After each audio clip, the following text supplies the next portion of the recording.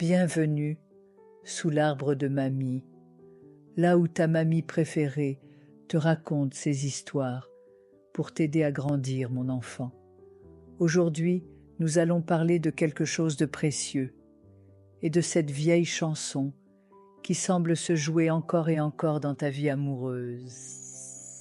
Un nouveau visage, une nouvelle histoire, et puis, doucement, tu reconnais la mélodie, c'est celle de l'indisponibilité.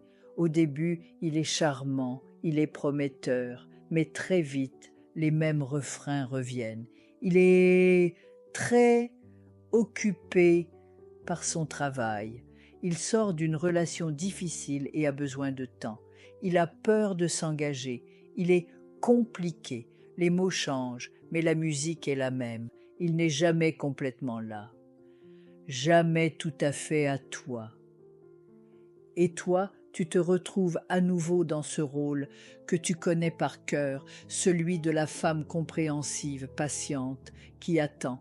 Tu t'étais pourtant juré plus jamais ça. Tu as tout essayé, changé tes critères, lire des livres, te concentrer sur toi. Et pourtant, te voilà, une fois de plus, le cœur serré, à essayer de décoder les signaux d'un homme qui t'offre des miettes d'attention. La frustration te ronge, l'impuissance te paralyse, et une question cruelle finit par s'imposer. Qu'est-ce qui cloche chez moi? Suis-je une sorte d'aimant à problème? Ma chérie, approche un peu, écoute bien ta vieille mamie. Tu n'es pas maudite, tu n'as aucun défaut de fabrication, tu n'es pas un aimant à problème, tu es juste incroyablement fidèle. Fidèle à une vieille blessure, une blessure d'enfance, celle de l'absence ou de la distance. Pense à la petite fille que tu étais. Y avait-il dans ta vie un être cher, un parent peut-être, qui était physiquement là, mais émotionnellement ailleurs, toujours préoccupé, absent, indisponible? Tu as appris très jeune une leçon fondamentale qui s'est gravée en toi. L'amour n'est pas une évidence, c'est quelque chose qui se mérite. L'attention, ça se gagne. Il faut faire des efforts, il faut être sage, il faut être performante pour espérer recevoir un peu d'amour. Tu as appris que l'amour était conditionnel.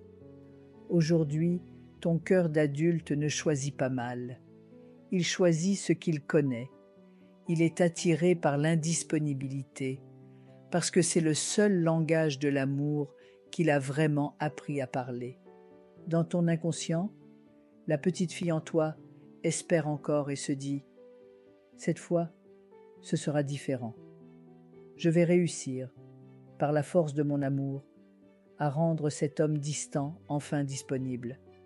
Et si j'y arrive, je guérirai enfin la blessure de l'enfant qui ne s'est pas senti assez importante pour qu'on reste pour elle. » Imagine que tu es une actrice magnifique et depuis ton plus jeune âge, on t'a distribué dans le même rôle, encore et encore, celui de la femme au grand cœur qui attend l'homme qui n'est pas prêt.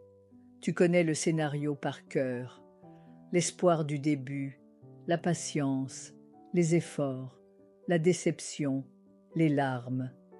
À chaque nouvel homme, tu crois auditionner pour une nouvelle pièce, mais sans t'en rendre compte, tu remontes sur la même scène, avec le même décor, pour rejouer le même drame.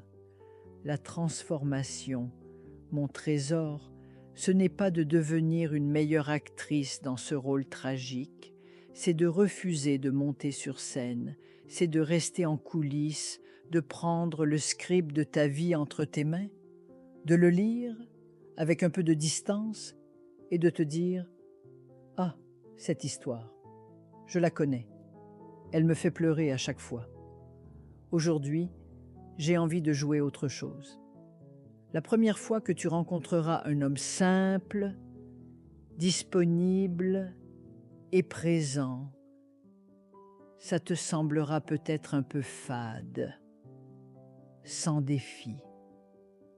c'est normal.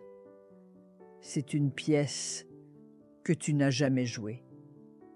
La transformation, c'est d'avoir le courage d'apprendre ce nouveau rôle, celui de la femme qui reçoit un amour simple et évident.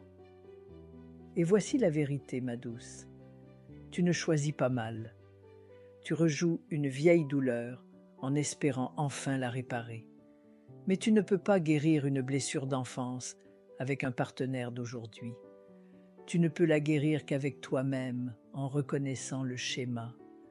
Ton désir d'être enfin choisi pour de vrai est le désir le plus légitime du monde. Mais ce choix doit d'abord venir de toi, le choix de ne plus accepter de jouer les pièces qui te font souffrir.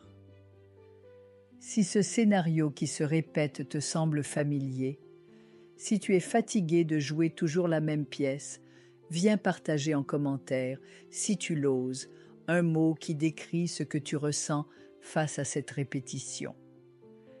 Épuisement, frustration, injustice.